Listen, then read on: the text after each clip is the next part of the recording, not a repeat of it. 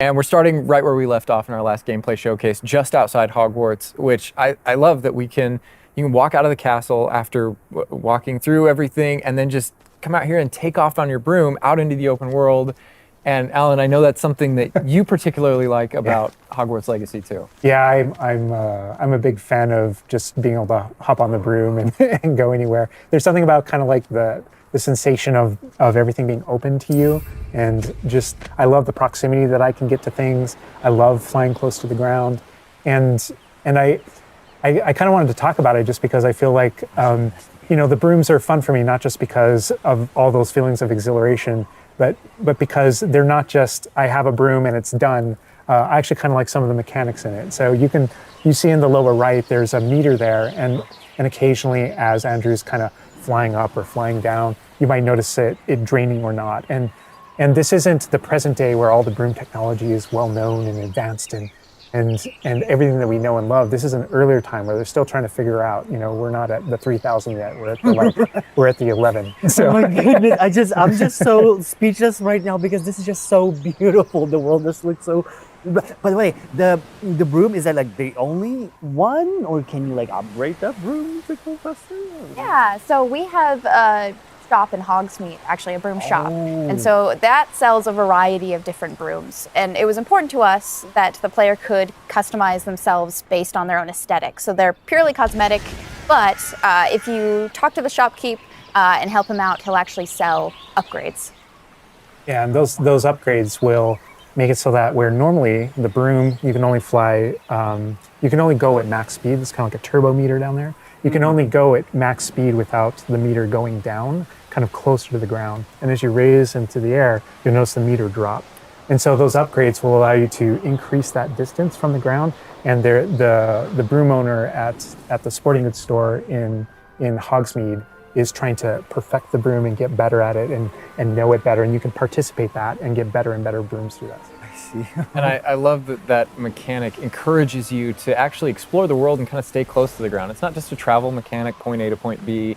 You're not just flying high over everything, although it is beautiful, something I really love doing, but as well, there's lots to explore on the ground, and so kind of keeping you down at the ground level. And to me, it feels like it's got this kind of surfing vibe over the. Oh my god! Like I'm just like I want to snatch the controller from Andrew right now because I want to go to the mountaintop, I'm going to the forest, and to that hamlet, or I don't know if that's how it's called. I think that's what it is. No, it's awesome. We're actually gonna land here, and I feel like that you call it a hamlet is just perfect, just because that's what we refer to it as, and so.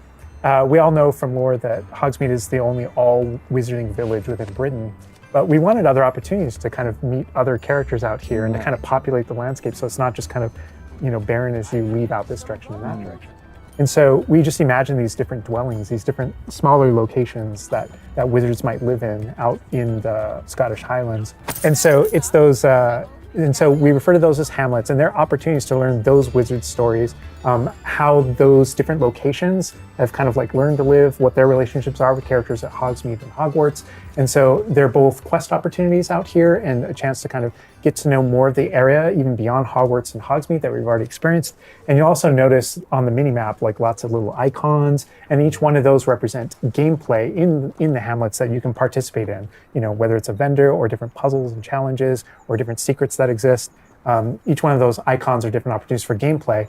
And you'll notice that same thing as we venture out into the open world as well. So when you go out into the open world and you see those icons, whether they're on the mini-map or on your map or off in the distance, those things are opportunities to say, like, I want to increase my inventory capacity. They're puzzles left behind by old wizards, that you can solve that actually grant you those. If you see ruins off in the distance and you visit them, you might find opportunities to actually expand and learn about your ancient magic.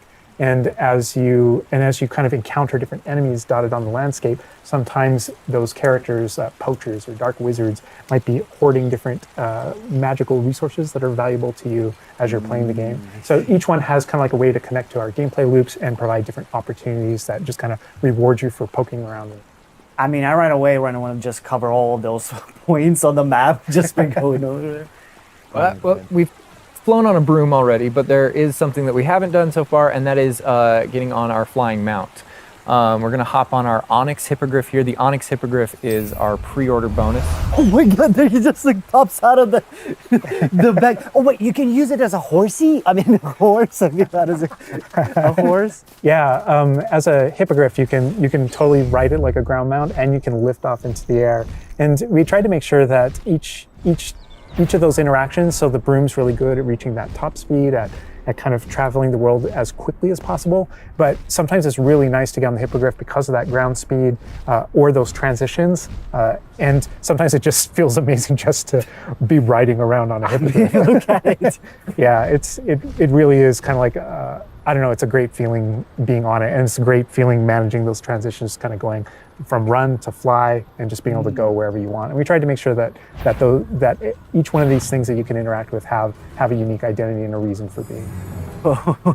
And oh my god, like I see like different like areas, like a swampy area. By the way, can you go to like entire map anywhere you go? Or there are regions that are like locked from you? Yeah, or, as soon as you, there's kind of a moment where the world kind of opens up to you outside of Hogwarts as a student, and right from that moment, early on in the game, you can go wherever you want. And so you might find more difficult challenges in different areas, and you'll see different spots as Andrew's moving around, like you mentioned, the swamp. But there, we have got like a coast, and we've got different types of environments out in the world just to kind of pepper your experience, reward you for exploring, keep things fresh. All those things exist as we're moving around. So cool. And I love that windmill. It's like so rustic. Like I keep forgetting that this is like 1800s. The Wizarding World we've never really seen before. Like it feels so authentic. Like it's part of it. Yeah, I love this vista too, and I'm gonna have Andrew stop here. We're gonna use a bit of dev magic to change the seasons. Actually, I want you to see what this world looks like, covered in snow. Yes, yes, yes, please. I love snow. That's all I want. Wrong wavy. Oh my god, this is so beautiful. Oh my goodness. This is so pretty. Okay, it looks so realistic. Oh my god, it changes the landscape like completely. Oh my god, does it have like actual like gameplay impact, like impact on the gameplay, or does it like it's just the weather of Scotland? Yeah, we really use it as a narrative marker through the game. So as you're progressing through your main storyline, it was important for us to kind of like have those moments that kind of felt like when you're reading the books or watching the movies where, you know, you'll see kind of like the title card, winter, and now the landscape has changed, and you're really feeling that passage of time while you're a student, you know, going through your year at Hogwarts. And I think we wanted to duplicate that. And for me, it's really fun that it's not just on the outside, which I agree, I think it looks really beautiful, but within the school as well. So there are moments like when it reaches certain holidays or things like that, where Hogsmeade reacts to holidays and the school reacts to holidays, and you see the decorations around those environments change. That really helped just kind of make me feel like I'm there. Right. Yeah. And it's not just you know, for the seasons, those kind of vibe things. Like we have a day-night cycle, and that day-night cycle, even though similarly, like it's largely about vibe, when you go into Hogsmeade in the evening, there's less characters there. Around the school, you'll notice it kind of dies down and quiets down just when there's just candlelight and students kind of like as you're walking through the halls. But in that day-night cycle is where we've kind of placed a few items where, you know, whether or not you can collect them or whether or not you can interact with them that are a little bit restricted by the day-night cycle. And I love Andrew's flying up here, really high up on the hippogriff. And we're just looking at this view of Hogwarts in the distance. It's just absolutely beautiful. It's part of what I love most about flying around in this game, whether it's on a hippogriff or on the broom. No, I mean, you talk about going anywhere and things that you can see in the distance, and that's one of my, I still can't get over, like, no matter, I played this so much, but I still can't get over the fact that I can see Hogwarts out there, and there's just something beautiful about knowing that all of the things inside of it, the classrooms, the students, the professors, all the places I can go, I can just fly my hippogriff, land in the courtyard, enter the front doors, and just walk, you know, to the library, to class, or to greenhouse, or to my common room, that it's all contiguous and just kind of like one space is still exciting to me after all this time. I mean, I'm just I'm speechless right now. It's just absolutely beautiful. It's just, oh my god. As much as we want to spend a lot more time out here just flying around, experiencing the world, I think this is a great opportunity to switch over to combat. And